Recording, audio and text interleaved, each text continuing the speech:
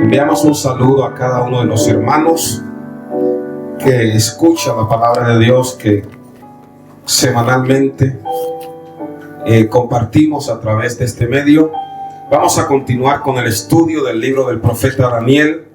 Recuerden que la semana pasada estuvimos mirando el capítulo 7 del libro de Daniel. Es muy importante, hermanos, que para entender el libro de Daniel tengamos claro que el libro tiene 6 capítulos históricos y 6 capítulos proféticos. Amén. Recuerde que en el capítulo 2 Nabucodonosor tuvo un sueño. Amén. Recuerde que la semana pasada le dije que el capítulo 7 es el mismo sueño que tuvo Nabucodonosor, solo que en el sueño Nabucodonosor vio una figura que tenía la cabeza de oro. Amén. Tenía los brazos y el pecho de plata, tenía el vientre y las piernas de bronce, y tenía, digamos, las piernas de hierro mezclado con barro cocido. Dijimos que representa lo que se conoce como los reinos de los gentiles, que empezaron con Nabucodonosor, luego siguió el imperio medo-persa, luego siguió el imperio griego y después vino el imperio romano. Recuerde que en el capítulo 2 Nabucodonosor los ve como metales, pero en el 7 Dios se los revela a Daniel conforme el carácter que ellos tienen y las ve como fieras, como bestias. Amén. Tenga bien claro lo que le voy a explicar. Capítulo 2, capítulo 7 y el 8 es el mismo mensaje, solo que Dios lo enfoca de una manera diferente. Amén. Es la misma visión, pero con un enfoque distinto. Usted lo va a ver ahora. Vamos al capítulo 8 del libro de Daniel. Bendito sea el nombre del Señor. Recuerde, estudie capítulo 2, capítulo 7 y el 8, y es el mismo mensaje. En el capítulo 8, versículo 1, bendito el nombre del Señor, pueden tomar asiento.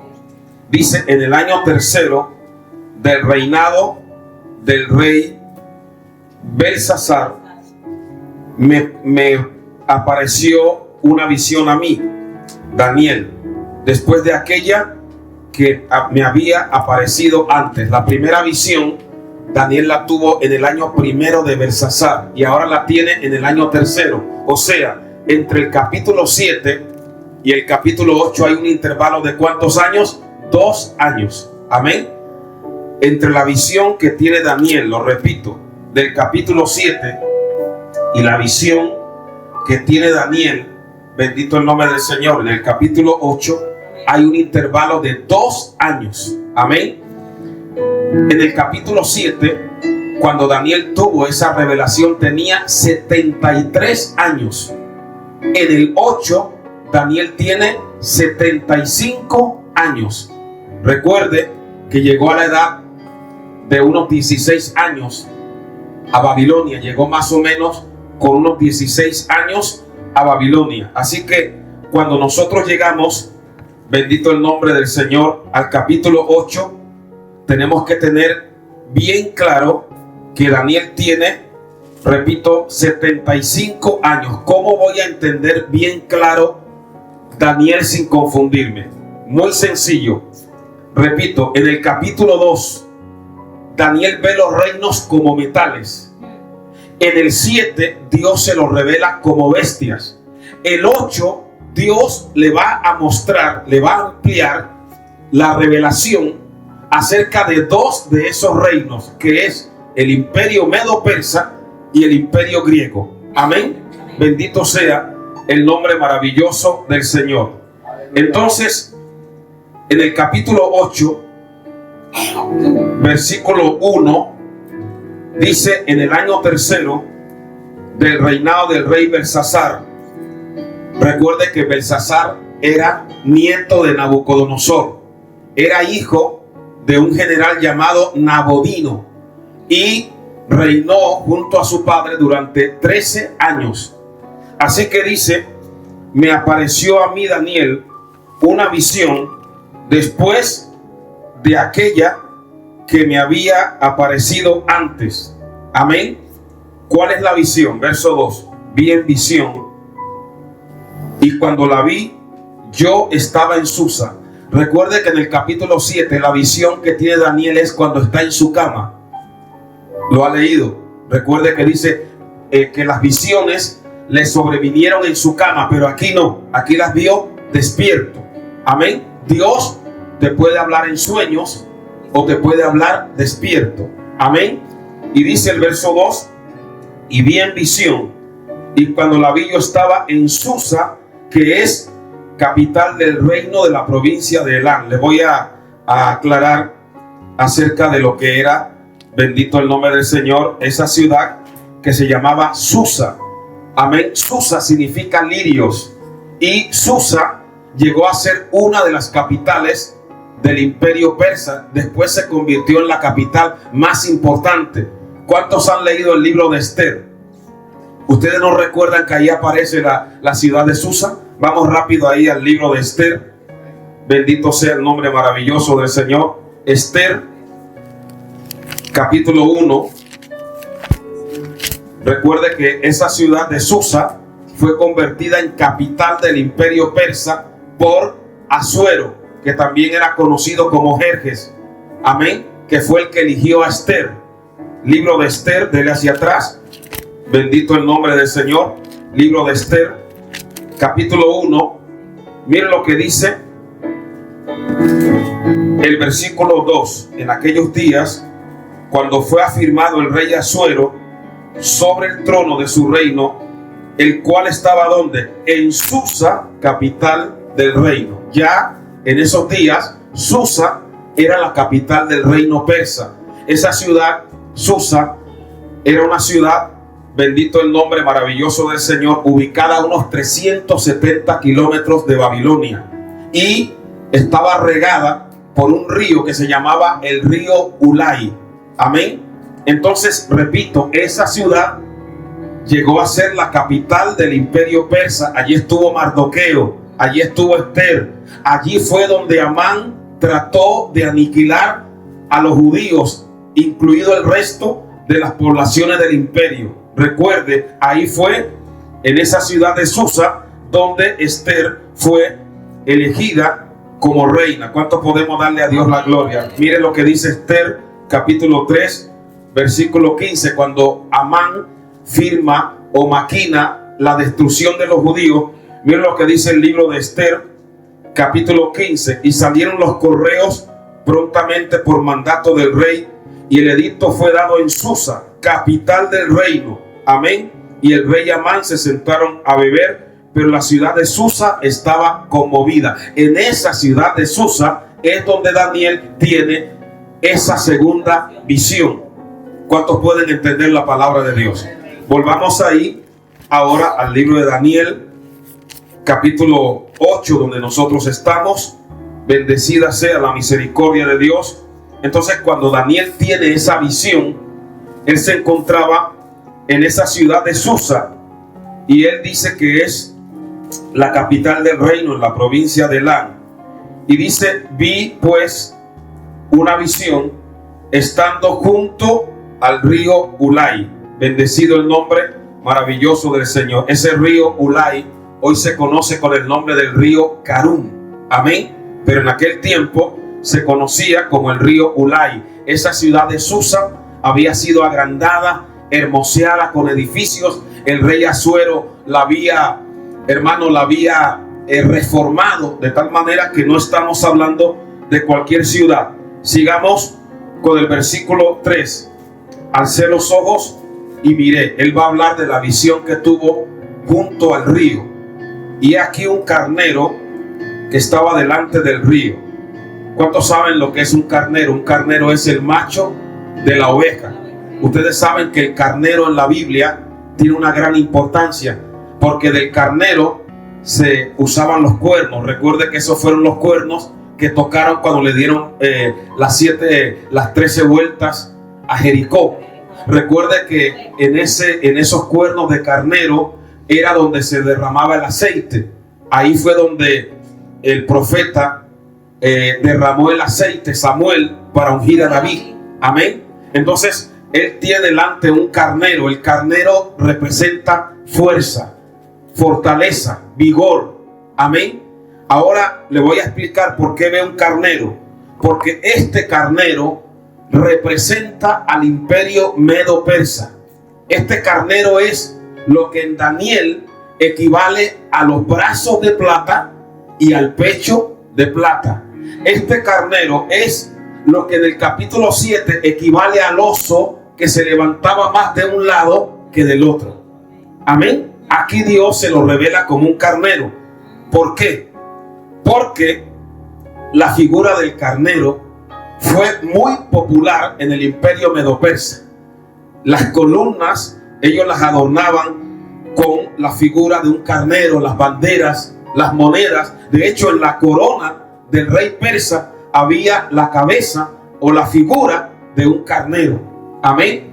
Entonces, cuando él tuvo esa revelación. ¿Cómo vio al carnero? Miren lo que dice el versículo 3. Dice que el carnero estaba delante del río y tenía 2 cuernos. Amén. Aunque los cuernos eran altos, uno era más alto que el otro. Recuerda la visión del capítulo 7, donde el oso se levantaba de un costado más que del otro, que representa al imperio medo-persa. Amén. Y aquí usted ve, mire la exactitud de la revelación de Dios. Mire lo que dice aquí en el versículo 3. Tenía 2 cuernos. ¿Qué representan esos 2 cuernos? El imperio medo-persa. Pero luego dice que los cuernos eran altos. Los 2 imperios empezaron, por así decirlo, a la misma altura. Pero ¿qué ocurre? Dice que uno era más alto que otro. El imperio persa llegó a tener más altura y mayor dominio que los medos. De hecho, al final, los persas terminaron dominando a los medos. ¿Lo está entendiendo? Por eso un cuerno era más alto que otro. La misma visión del capítulo 2, la misma del 7 del oso que se levantaba más de un lado que del otro. Y aquí un cuerno es más alto que otro. Los persas dominando sobre los medos. Bendito el nombre maravilloso del Señor.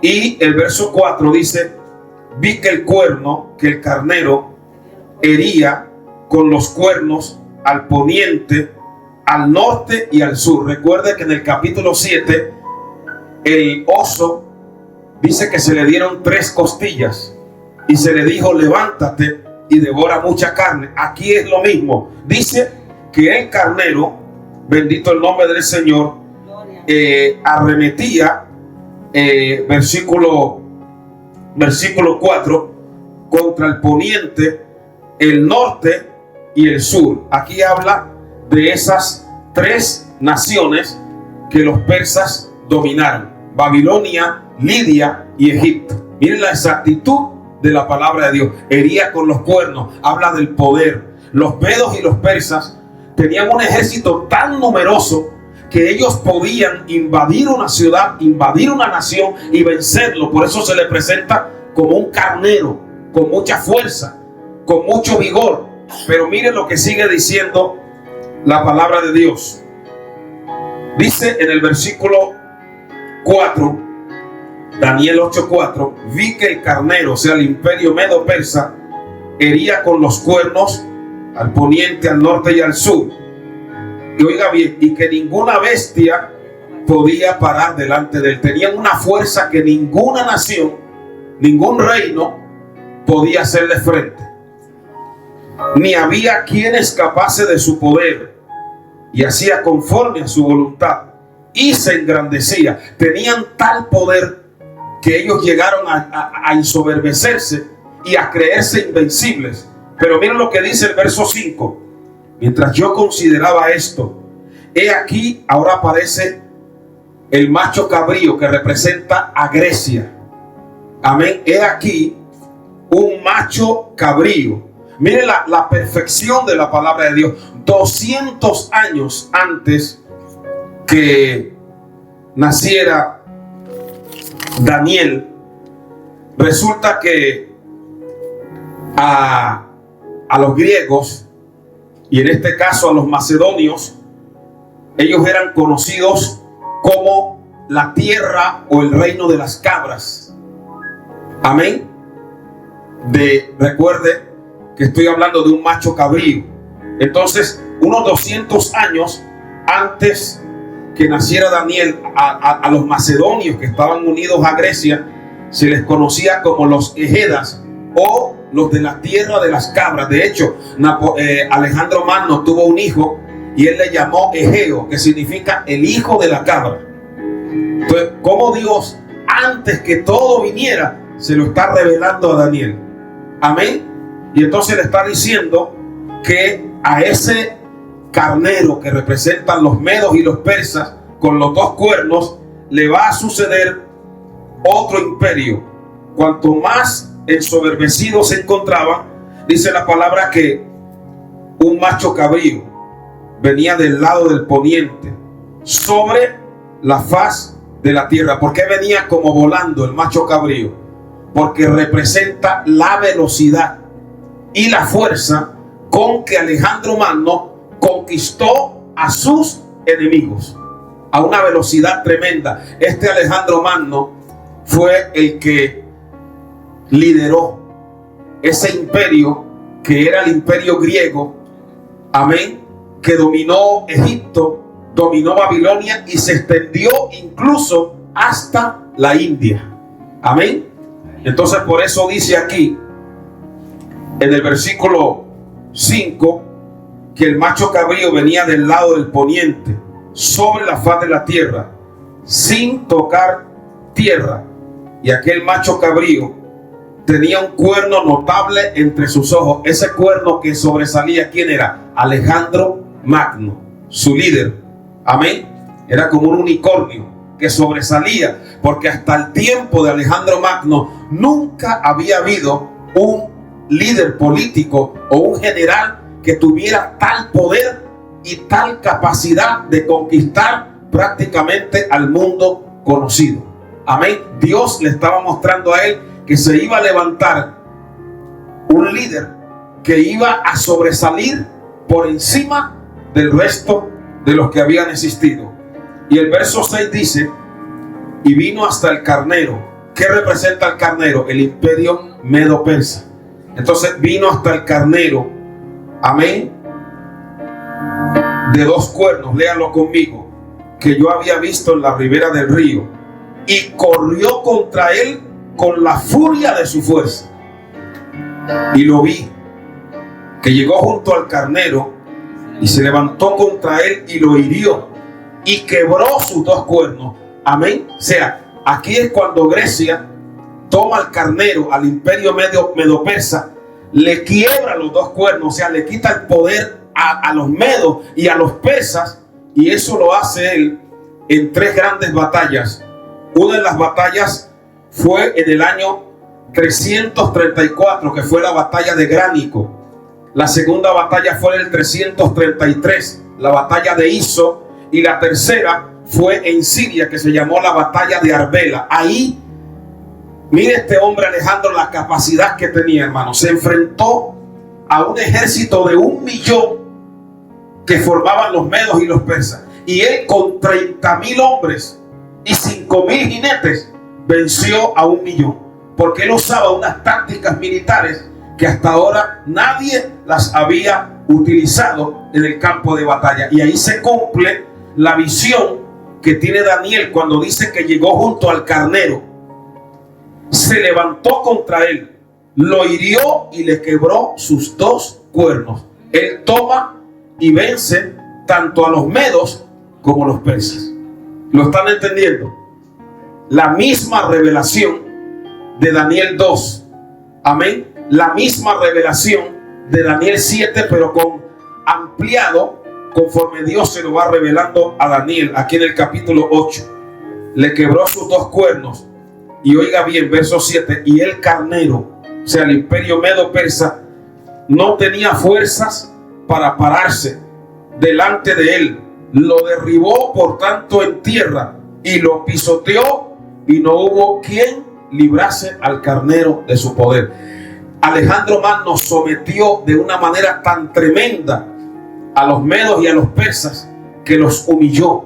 Amén.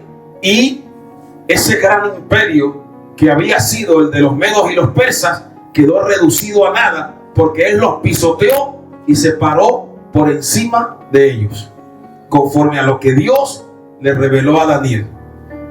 Mire la exactitud de la revelación de Dios. Ahora sigamos. Versículo 8. Y el macho cabrío. ¿A quién representa el macho cabrío? A Grecia, Alejandro Magno. Amén. Verso 8. Amén.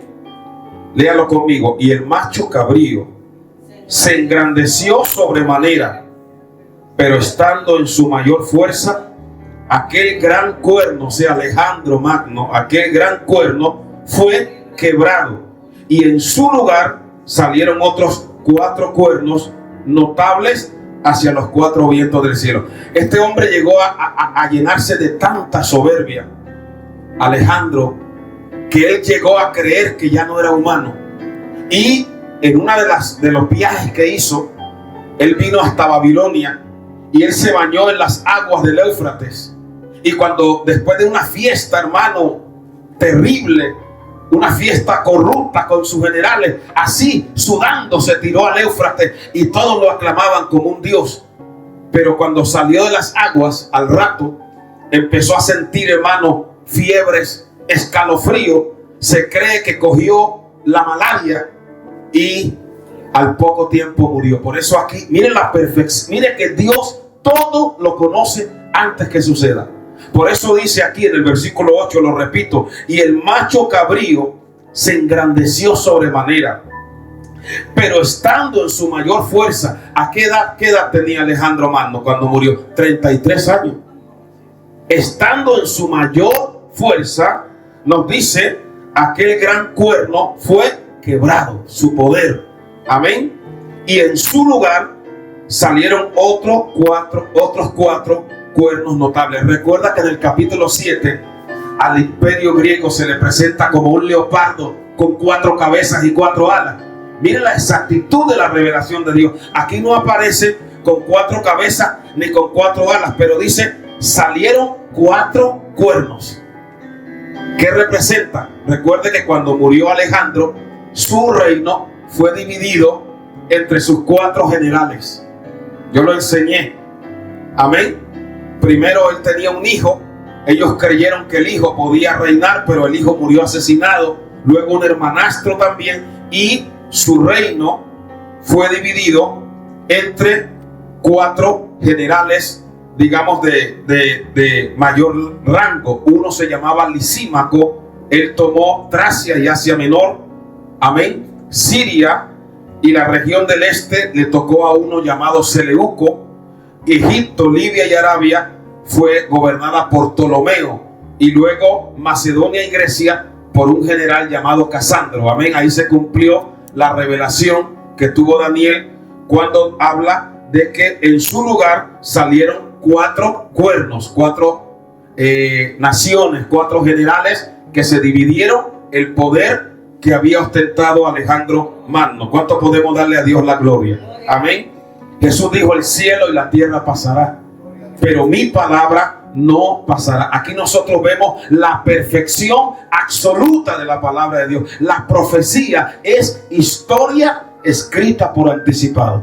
Antes de que todo esto ocurriera, ya Dios se lo había revelado a Daniel. Amén. Porque a veces los hombres creen que ellos están escribiendo la historia. No, ya Dios de antemano sabe lo que va a suceder. Él dice en Isaías, preguntadme a mí por lo porvenir. Yo anuncio lo primero y yo anuncio lo postrero. ¿Cuánto le damos a Dios la gloria? Por eso nosotros, hermanos, tenemos que estar confiados en la mano de Dios y creer que todo Él lo tiene bajo su control. Y creer que ocurra lo que ocurra, la última palabra la tiene el Rey de Reyes y Señor de Señores. ¿Cuánto le damos a Dios la gloria? Que Él quita reyes, que Él pone reyes.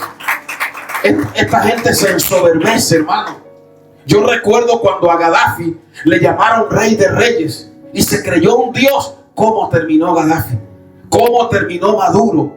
¿Cómo han terminado todos aquellos que han desafiado a Dios y han creído que están por encima del Señor? Hermano, por encima de Dios no hay nadie. El primero que se rebeló contra Dios fue Lucifer, cuando dijo: subiré al cielo y en lo alto, junto a las estrellas, levantaré mi trono y seré semejante al Altísimo. Pero ¿qué le dijo el Señor? Mas tú derribado eres hasta el Seol. Todos los que te miren se avergonzarán. Hermano, todo aquel que se ensoberbece contra Dios, hermano, va camino a la derrota. Porque dice que Jehová atiende al humilde, pero mira de lejos al altivo. ¿Cuánto podemos darle a Dios la gloria? Así que confiemos que todo está bajo el control del Señor. Amén. ¿Quién vive, iglesia? Y a su nombre sea la gloria. Entonces ahora ya el carnero ha sido vencido por el macho cabrío, y ya el macho cabrío se le ha cortado el poder y su reino ha sido dividido entre sus 4 generales. Ahora sigamos. Versículo 9. Ya hemos hablado de 4 cuernos en el 8. 4 generales. Pero mire el 9. Léalo conmigo. Y de uno de ellos salió un cuerno pequeño que creció mucho al sur y al oriente y hacia la tierra gloriosa. De uno de esos 4 generales, Dios le reveló a Daniel que se iba a levantar otro líder, un cuerno pequeño, pero que iba a crecer mucho. ¿Sabe a quién se estaba refiriendo? A un rey que iba a levantarse de la parte siria, que se llamaba Antíoco Epífanes. Amén. Recuerde que los 4 generales de Alejandro se dividieron su imperio, y a la parte siria, a los que gobernaron en Siria, se le llamaron los Seleucidas, de Seleuco. El padre de Antíoco Epífanes se llamaba Seleuco III, y este Antíoco Epífanes fue uno de los reyes o de los líderes más malvados que ha existido a lo largo de la historia, y se lo voy a explicar. Aquí nos dice que ese cuerno pequeño creció hacia el sur. Él terminó dominando Egipto, y al oriente y hacia la tierra gloriosa. ¿A qué se refiere cuando habla de la tierra gloriosa? Jerusalén. Amén. Creció hacia allá y tomó el dominio. Y aquí nos dice: y se engrandeció, verso 10. Se engrandeció hasta el ejército del cielo, y parte del ejército y de las estrellas echó por tierra y las pisoteó. Recuerde, ese cuerno pequeño se conoce con el nombre de Antíoco Epífanes. De hecho, el nombre Epífanes significa Dios manifestado. Miren la blasfemia. O sea, se hacía llamar como el Dios manifestado. O sea, de hecho, Antíoco Epífanes es, proféticamente hablando, una de las figuras del anticristo. Recuerde cuando estudiamos Apocalipsis que el anticristo dice que abrirá su boca en blasfemias contra Dios, contra el cielo y los que moran en su tabernáculo. Entonces, estos líderes que se han ido levantando a lo largo de la historia, Antíoco Epífanes, algunos faraones, Hitler, son como un adelanto para Dios mostrarle al mundo lo que va a suceder en la figura de ese personaje que la palabra llama el anticristo. Recuerde que Juan habló de que ya habían venido y vendrían muchos anticristos. A mí cuando me preguntan: oye pastor, apareció una persona en tal lugar o en cuál otro el anticristo, yo no me detengo allí, porque yo voy concentrado y detenido y mirando la palabra de Dios. Yo sé que van a venir muchos anticristos, y yo sé que antes que se manifieste el gran anticristo van a aparecer otros, amén, que van a ser usados por el enemigo para tratar de hacerle daño al pueblo de Dios, a los judíos. En los tiempos de la persecución del primer siglo, cuando los césares o algunos perseguían a los cristianos y los echaban en los coliseos, a los leones, hubieron hermanos que creyeron que aquel César o aquella persona era el anticristo. No lo era, pero sí hacía cosas de las que va a ser el anticristo. Muchos creyentes, cuando apareció Hitler, pensaron que Hitler era el anticristo, amén. Otros pensaron que era Mao, otros pensaron que era Stalin, amén. Pero la palabra lo que nos llama a nosotros es a estar atentos, a velar, a tener los ojos espirituales abiertos, amén, y a estar esperando el momento cuando el Señor venga a levantar a su iglesia. Amén. Este Antíoco Epífanes es tipo del anticristo. ¿Por qué? Vamos a seguir leyendo. Nos dice de ese cuerno pequeño que salía de uno de esos 4 cuernos. Dice que creció hacia el sur y al oriente y hacia la tierra gloriosa. Estamos hablando de Jerusalén. Y se engrandeció hasta el ejército del cielo, y parte del ejército y de las estrellas echó por tierra. ¿A qué estrellas se refiere? Recuerde que yo le dije que en Apocalipsis los ángeles, los pastores de las iglesias, Dios los tiene como estrellas. Y recuerde que en Apocalipsis 12, cuando aparece la visión de la mujer que representa a Israel, dice que tenía una corona de ¿cuántas? De 12 estrellas, que representa a los hijos de Israel, a las 12 tribus. Entonces, cuando dice aquí que este cuerno pequeño arrojó, bendito el nombre maravilloso del Señor, se engrandeció sobre el ejército del cielo y echó las estrellas por tierra, habla de todo lo que iba a hacer Antíoco Epífanes contra el pueblo judío. Este hombre fue tan terrible, hermano, que él invadió la tierra santa, asesinó a un sumo sacerdote que era un hombre que amaba a Dios, que se llamaba Onías III, y se llenó tanto del diablo, hermano, que él prohibió al pueblo judío celebrar las festividades que Dios le había ordenado en su palabra. La Pascua, Pentecostés, eso quedó prohibido, y en lugar de eso él ordenó que celebraran fiestas a los dioses paganos y a los demonios. De hecho, muchos judíos, por miedo a perder la vida, se sometieron. Pero hubo otro grupo que se conocieron como los macabeos, que no se sometieron a eso, que lucharon, que resistieron, que pelearon, que se fueron a las montañas. Amén. ¿Qué hizo este Antíoco Epífanes, que se hacía llamar como el Dios manifestado? Profanó el altar. Recuerde que en el altar se ofrecían un sacrificio en la mañana a Dios, un cordero, y uno por la tarde. Pues él ordenó que en el altar ofrecieran animales inmundos, incluidos cerdos.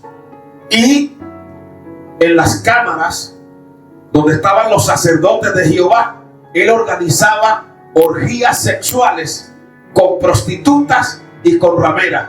Por eso este hombre fue terrible, hermano. Amén. Antíoco Epífanes. Por eso dice aquí en el versículo 10 que se engrandeció contra el ejército del cielo y pisoteó las estrellas. Él pisoteó al pueblo de Dios. Amén. Y en el versículo 11 aún se engrandeció contra el príncipe de los ejércitos. ¿Quién es el príncipe de los ejércitos? Amén. Nuestro Dios. Amén. Jehová de los ejércitos, el Señor Jesucristo. Amén.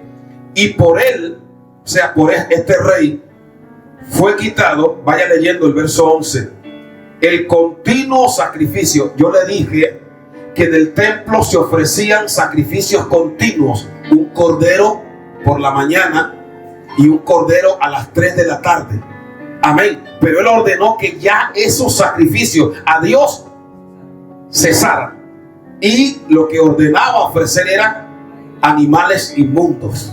Por eso Antíoco Epífanes va o fue tipo del anticristo, que dice la palabra que él va a profanar el templo de Dios, haciéndose pasar como Dios. Que él, este Antíoco Epifanés, primero convenció al pueblo con palabras de paz, pero luego los traicionó, y así va a ser el anticristo. Él va a firmar un pacto de paz con Israel, pero a la mitad de la última semana, que la veremos mañana, la semana número 70 de Daniel, él va a quebrantar ese pacto, los va a traicionar y muchos van a morir como mártires. Amén. Por eso aquí Dios le está mostrando a Daniel acerca de este hombre, porque este hombre es una figura de lo que va a ser el anticristo, Antíoco Epifanés.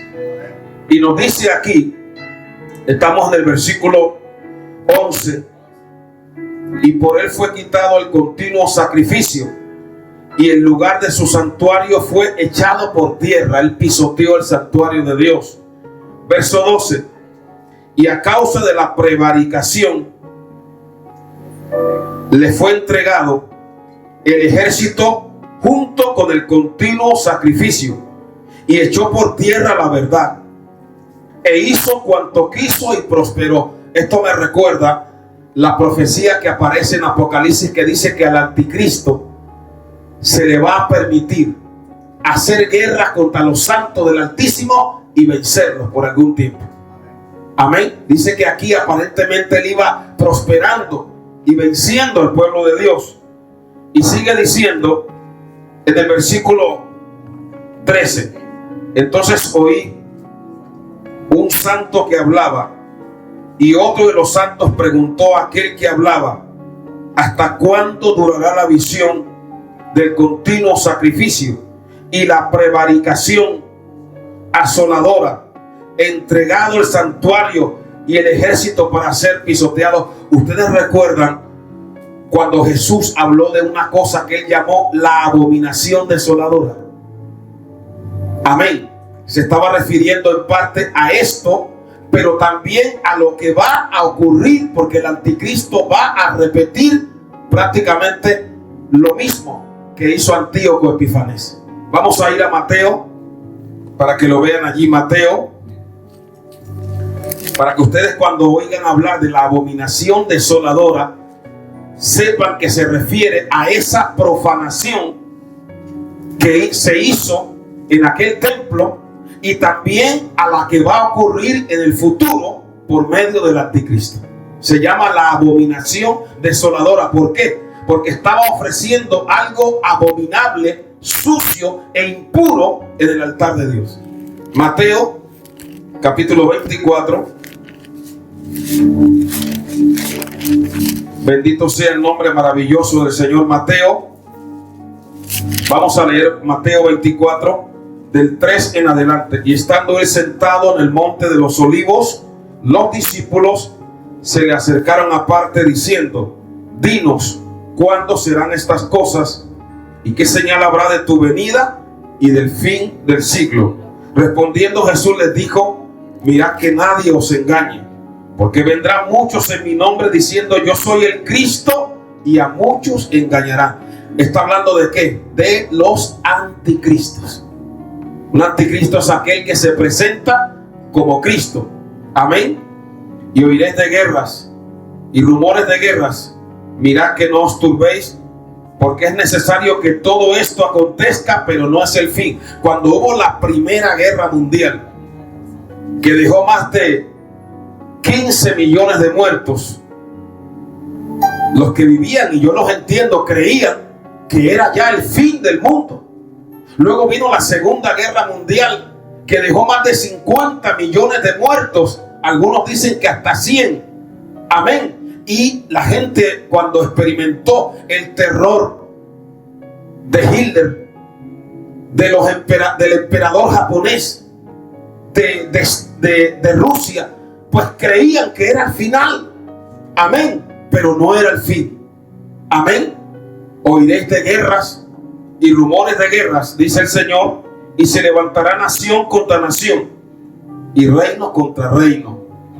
Y habrá pestes como lo que está ocurriendo ahora, y hambres y terremotos en diferentes lugares, y todo esto será que principio de dolores. En el griego, la palabra principio de dolores es odine, que se refiere al principio de dolor que siente una mujer cuando va a dar a luz. ¿Qué es lo que el Señor está diciendo? Cuando ustedes oigan y vean las guerras, vean la peste, vean esas calamidades, vean esos falsos profetas, vean el deterioro del evangelio, vean esa frialdad, eso indica que empiezan los dolores de parto para dar a luz a una nueva era. ¿Cuántos pueden bendecir al Señor? ¿Quién vive? Y a su nombre. Entonces dice: entonces os entregarán a tribulación y os matarán, y seréis aborrecidos de todas las gentes por causa de mi nombre. Muchos tropezarán entonces y se entregarán unos a otros, y unos a otros se aborrecerán. Y aquí dice: y muchos falsos profetas. No confunda un falso Cristo con un falso profeta. Amén. Y muchos falsos profetas se levantarán y engañarán a muchos. Ahí es donde surgen los mormones.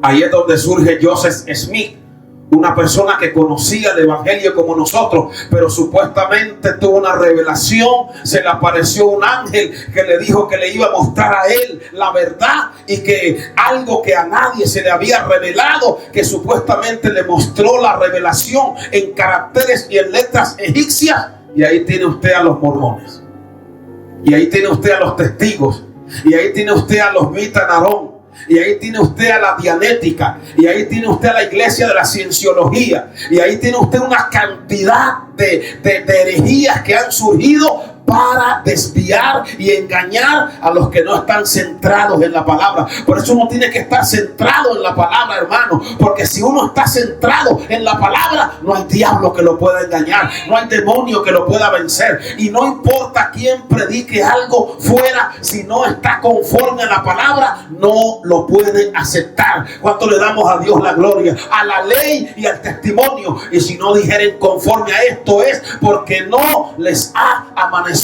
El cielo y la tierra pasará, pero mi palabra no pasará. Santo. A su nombre sea la gloria. Persona que conoce la palabra no se deja engañar. Una persona que conoce la palabra y le diga: mire, entregue aquí usted una cantidad de dinero y entonces Dios le va a hacer el milagro. El que conoce la palabra dice: tu dinero perezca contigo, porque el don de Dios no se obtiene por dinero, porque por gracia soy salvo. Y hay una cantidad de engañadores por ahí, por internet, amén, engañando a las personas, manipulándolas, cuando de gracia hemos recibido y de gracia hemos de dar, amén, porque hemos sido rescatados, no con cosas corruptibles como oro o plata, sino con la sangre preciosa de nuestro Señor Jesucristo. ¿Cuánto le damos a Dios la gloria? Si hay alguien que viene predicándole un evangelio que usted puede vivir como le da la gana, repréndalo, porque sin santidad nadie verá al Señor. Oh, a Dios sea la gloria. Y está uno claro y está uno firme y no se deja mover, hermano. Dice la Biblia: no os dejéis mover de vuestro modo de pensar, ni os conturbéis ni por espíritu ni por palabra. El que ama a Dios lo espera cada día. Amén. El que ama a Dios no tiene que irse a un monte especial. Cada día va como Enoc. Cuando Dios se llevó a Enoc, Enoc no estaba en ningún monte especial. Dice: y caminó Enoc con Dios. La persona que ama a Dios está en comunión con Dios en el autobús, está en comunión con Dios en la cocina, está en comunión con Dios, amén, hasta en el baño, está en comunión con Dios mientras camina, está en comunión con Dios cuando está sano, cuando está enfermo, amén, y cuando llegue la hora, como está en comunión con Dios, el Señor lo arrebata y sigue caminando con Dios en el cielo. Cristo vive para siempre. A Él sea la gloria, a Él sea la adoración, hermano. Y está claro en la palabra y no se deja desviar. Entonces aquí en Mateo 24 el Señor dice en el versículo 12: y por haberse multiplicado la maldad, el amor de muchos se enfriará. Hoy en día hay mucha gente, hermano, congelada espiritualmente. Y el verso 13 dice: mas el que persevere hasta el fin, este será salvo. Y será predicado este evangelio del reino en todo el mundo, para testimonio a todas las naciones, para que ninguna nación diga que no se predicó allí el evangelio. Miren, la India da dolor cuando uno va a ese país, hermano. Ellos tienen una figura de un simio que le llaman Hanuman y lo adoran como un dios. Otra gran figura de un elefante que le llaman Ganesha, lo adoran como un dios. Y cantidad de dioses, pero en medio de eso hay personas que están encontrando a Jesucristo. Amén. Para testimonio a las naciones. Amén. Y luego dice el verso 15, que es donde yo le quería llevar: por tanto, cuando veáis en el lugar santo la abominación desoladora de que habló el profeta Daniel, el que lee entienda. O sea, cuando ellos empiecen a ver eso, ahí dice: los que estén en Judea huyan a los montes, y el que esté en la azotea no descienda para tomar algo de su casa. Así que sin continuar allí, ya un día tocaremos ese capítulo. Lo que quiero decirles es cómo Dios le reveló a Daniel que se iba a levantar un líder aborrecedor del pueblo de Dios, un antisemita que iba a tratar de acabar con el pueblo judío de sus días, Antíoco Epifanes. Sigamos aquí en Daniel, ahí en el capítulo 8 donde estamos. Bendito sea el nombre maravilloso del Señor Jesús. Entonces este líder se engrandeció contra el príncipe de los ejércitos, quitó el continuo sacrificio, y dice en el versículo 13, cuando el ángel dice: ¿hasta cuándo durará la visión del continuo sacrificio y la prevaricación? ¿Hasta cuándo iba a durar esa profanación del santuario? ¿Cuánto tiempo? Y aquí responde, y él dijo: hasta 2300 tardes y mañana. Luego el santuario será purificado. Hasta 2300 tardes y mañana. Si usted lo calcula, eso es algo más de 6 años. Y eso se cumplió así proféticamente, porque ese tiempo se empieza a contar desde el asesinato del sumo sacerdote, del sacerdote fiel a Dios, que se llamaba Onías III. Onías III fue asesinado por Antíoco en el año 171 antes de Cristo. Y 6 años después, Dios usó a un remanente fiel que le hizo frente, que se conocen como los macabeos, y le hicieron frente. Y en el año 165 ellos lograron liberarse del yugo de Antíoco Epifanes y purificaron de nuevo el templo, lo renovaron y volvieron a establecer los sacrificios conforme Dios lo había ordenado. ¿Cuántos pueden darle a Dios la gloria? Amén. Entonces aquí en el capítulo 8, verso 15, dice: y aconteció que mientras yo, Daniel, consideraba la visión y procuraba comprenderla, he aquí se puso delante de mí uno con apariencia de hombre. No hay nadie que lo entienda todo. Daniel, que tenía un don de ciencia, se quedó impresionado con lo que vio y estaba como tratando de entenderlo. Hay personas que creen que lo entienden todo. No, el que da la revelación da la interpretación. Y Dios te revela algo, Dios te va a hacer entender lo que Él te ha revelado. Amén. Como lo hizo con Daniel. Amén. Y aquí en el versículo 16 dice: y oí una voz de hombre entre las riberas de Ulai, que gritó y dijo: Gabriel, enseña a este la visión. Siempre usted va a ver que el arcángel Gabriel aparece, o Gabriel siempre aparece conectado con mensajes. Amén. Luego vamos a ver más adelante a Gabriel aquí en el libro.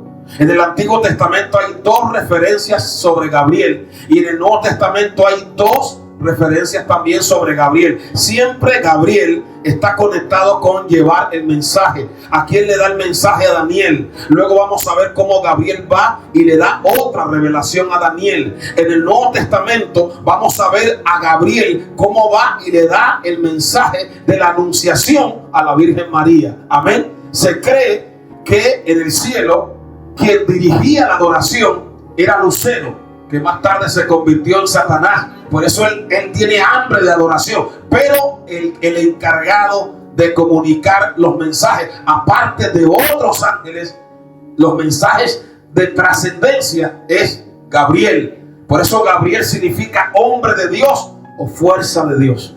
Amén. Y entonces Gabriel, se le dice a Gabriel que le enseñe la visión a Daniel. Y entonces dice, versículo 17, vino luego cerca de donde yo estaba, y con su venida me asombré y me postré sobre mi rostro. No es que Daniel adorara a Gabriel, sino que cuando uno tiene un encuentro con lo sobrenatural, muchas veces no sabe cómo reaccionar, y el deseo de él era adorar, en este caso no a Gabriel, sino a Dios. Pero miren lo que le dijo Gabriel: entiende, hijo de hombre, porque la visión es para el tiempo del fin. Le está diciendo a Daniel, eso que Dios te ha revelado es para el tiempo del fin. Era para el futuro, pero también se cumplirá parte de eso con la manifestación del anticristo. Eso se llama en la Biblia profecía de doble o triple referencia, que tiene aplicación en ese momento, en el futuro y aún para un futuro mucho más de mayor alcance. Recuerde, Daniel capítulo 2 es la misma revelación que Daniel capítulo 7, y Daniel 8 es una ampliación de lo que Dios le reveló a Daniel en el capítulo 7. Solo que allí los ve como bestias, y aquí ve a un carnero y a un macho cabrío, y todo lo que se le iba a levantar de ese imperio que era el imperio griego. ¿Cuántos pueden darle a Dios la gloria? ¿Cuántos están entendiendo la palabra? Amén. Entonces, ya casi vamos hacia el final. Gabriel le dice a Daniel, esto es para el tiempo del fin. Verso 18, mientras él hablaba conmigo, caí dormido en tierra sobre mi rostro, y él me tocó y me hizo estar en pie. Daniel tenía 75 años. Cuando él recibió esa revelación, se quedó como aturdido, cayó a tierra. Recuerde cuando Juan en Apocalipsis también cayó a tierra, y el Señor le puso su diestra y lo levantó. Amén. Entonces cuando él cae a tierra, Dios lo levanta nuevamente, lo fortalece, le da un toque de fortaleza. ¿Cuántas veces usted y yo habremos recibido algo, alguna revelación, y como que no hemos podido sobrellevarla y no nos hemos dado cuenta, pero invisiblemente hay ángeles en derredor nuestro tocándonos? Porque los ángeles, voy a terminar, ya seguiré mañana, han sido enviados. Dice que son espíritus ministradores enviados para aquellos que hemos de heredar la salvación. Recuerde que hay ángeles cuando usted está débil para fortalecerlo. Cuando le damos a Dios la gloria, como fue fortalecido Jesús en el Getsemaní. Recuerde cuando Elías desfalleció, que el Señor envió un ángel y le trajo una tarta del cielo. A veces usted está como que no puede, y de repente como que alguien le susurra, y eso viene enviado de Dios, y Dios envía un ángel para que le traiga una palabra y usted se levante, porque el Señor le dijo a Elías, levántate y anda, porque largo camino te resta. Recuerde ángeles que le salieron al encuentro a Jacob. Hermano, cuántas veces usted y yo muchas veces nos podemos sentir debilitados y como Daniel desfalleciente, pero ahí está el Señor y ahí están los ángeles, porque él ha dicho a sus ángeles, mandará acerca de ti para que te guarden en todos tus caminos, y en sus manos te llevarán para que no tropieces con tu pie en piedra. Es verdad que el enemigo envía a sus demonios para hacerte daño, pero no te olvides que mayor es el que está en ti que el que está afuera. Gloria a Dios. Y el que está en nosotros es mayor que el que está en el mundo. ¿Cuánto le damos a Dios la gloria? Amén. Mayor es el que está en nosotros. Amén. Y pelearán contra el Cordero, y el Cordero los vencerá. Crea que no está solo. Crea que hay ángeles de Dios, no solamente para darle una revelación, sino para fortalecerlo, para que esté en pie y se mantenga hasta el final. Bendito sea el nombre del Señor. Qué lindo es ver esa fidelidad de Daniel desde joven. No hay mejor inversión que uno pueda hacer en la vida que invertir su juventud en las manos de Dios. Porque Dios honra a los que le honran. Amén. Y con la ayuda de Dios, mañana vamos a terminar, a continuar. Porque aquí Gabriel le dice: yo te enseñaré lo que ha de venir al fin de la ira, porque eso es para el tiempo del fin. Y el verso 20 dice: en cuanto al carnero que viste, que tenía 2 cuernos, estos son los reyes de Media y Persia. Amén, le da la interpretación. El macho cabrío es el rey de Grecia, y el cuerno grande que tenía entre sus ojos es el rey primero, o sea, Alejandro Magno. Y en cuanto al cuerno que fue quebrado, y sucedieron 4 en su lugar, significa que 4 reinos se levantarán de esa nación, aunque no con la fuerza de él. Y así se cumplió. Amén. Y al fin del reinado de estos, cuando los transgresores lleguen al colmo, se levantará un rey altivo de rostro y entendido en enigma. Estamos hablando de Antíoco Epifanes, pero que también nos proyecta la figura del anticristo. Amén. Y su poder se fortalecerá, mas no con fuerza propia, y causará grandes ruinas, y prosperará, y hará arbitrariamente, y destruirá a los fuertes y al pueblo de los santos. El antisemitismo, lo que yo le dije que hizo. Amén. Lo que hizo Hitler y lo que va a hacer el anticristo. Vamos a terminar porque ya el tiempo se nos acaba, pero mañana vamos a continuar con lo que queda de este capítulo, el 9, y si Dios lo permite, el capítulo 10 también. Vamos a estar en pie. Vamos a darle gracias a Dios. Quisiéramos seguir, pero como el mensaje se envía a diferentes personas, pues ya el tiempo es reducido. Vamos a orar a Dios. Póngase de pie. Vamos a orar a Dios y vamos preparando allí algún coro. Bendito el nombre maravilloso del Señor, de los que cantamos. Padre, te adoramos y te bendecimos. Te damos gracias, Señor, en esta tarde por tu palabra. Te pedimos, Dios, que abra las ventanas de los cielos y que derrame bendiciones sobre cada vida que ha oído esta palabra. Que tú nos guardes, que tú nos des revelación como a Daniel, que tú nos hagas fieles, Señor, para guardar tu palabra en estos tiempos difíciles. Padre, el que está enfermo, que reciba ahora el toque sanador. El que está débil, fortalece. Mueve a las vidas a buscarte. Mueve, Señor, a cada uno de tus hijos a ponerse en tus manos de manera incondicional.